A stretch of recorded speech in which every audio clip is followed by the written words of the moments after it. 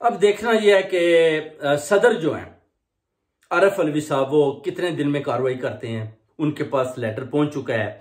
अब देखते हैं कि वो कार्रवाई करते हैं, कैसे करते हैं, किस तरीके के करते हैं, किस आइन के मुताबिक करते हैं, गवर्नर पर आर्टिकल 6 कैसे लगाते हैं। क्योंकि अगर गवर्नर के पास ये इख्तियारात हैं कि वो सीएम पंजाब को डी नोटिफाई कर सकता है, तो डेफिनेटली सदर के पास भी इख्तियारात हैं। सदर के पास ये भी इख्तियारात हैं कि अभी अगर सारे इख्तियारात वजीर आला पंजाब के सदर के पास चले गए हैं तो वो असम्बलियां भी तोड़ सकते हैं। इसलिए नून वालों के पास भागने के लिए कोई भी रास्ता नहीं। पहले ये बड़ी बढ़ के मारते थे जी कि हम ये कर देंगे, वो कर देंगे, आप असम्बलियां क्यों नहीं तोड़ रहे हैं। अभी जैसे ही उन्हें असम्बलियां तोड़ने का ऐलान किया है तो आप देखें एक बोंचाल सा खड़ा हो गया है और ये सब इधर उधर भाग रहे हैं, केपी कैप की तरफ दे रहे हैं। जरदारी ने भी अपने नोटों की बोरी खोलकर वो भी घूम रहा है, सरे बाजार बोलियां लगा रहा है, नोटों को खरीदने की कोशिश कर रहा है। मगर वो टाइम मिस्टर जरदारी अब गुजर चुका है। कोई भी तुम्हारे बहकावे में नहीं आएगा।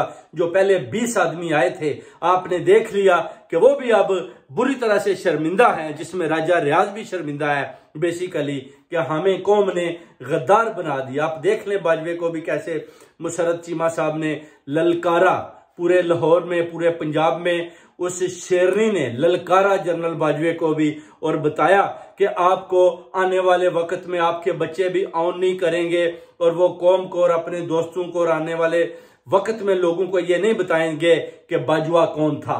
ये चीजें आप भी देख लें कि सियासत में किस तरह हलचल मची हुई है। अभी बाजवा के पास भी वो पावर नहीं रही। वो ऐसे ही है जैसे एक वो कहते हैं ना शुक्र वाला सांप है, जो चूहा तो खा सकता है मगर अपनी फुनकार से किसी को डरा नहीं पाता क्योंकि उसकी ताकत जायल हो चुकी है। इसलिए नए चीफ ऑफ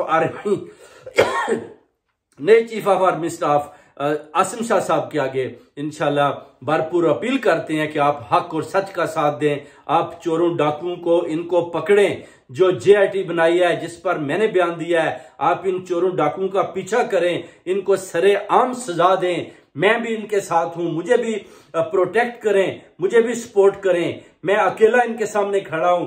बिल्कुल अपने खौफ का बुत तोड़ दें, बिल्कुल तोड़ दें और इनका सामना करें। सारी कम्युनिटी इनका सामना करें। इंशाल्लाह हम इन सब को अरशद शरीफ के कत्ल में और उस मौजम के कत्ल में इनको अंदर करेंगे जिन्होंने इमरान खान पर हमला किया और वो मौजम नामी शख्स भी शहीद हुआ। इसलिए तस्नीम हैदर खड़ा है, भरपूर तरीके के साथ इनका सामना कर रहा है।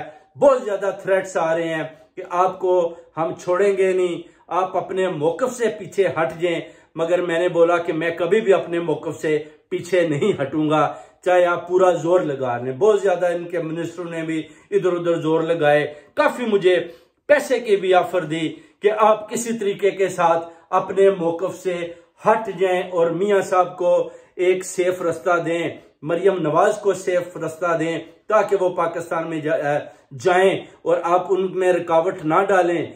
देखिए मैं अपनी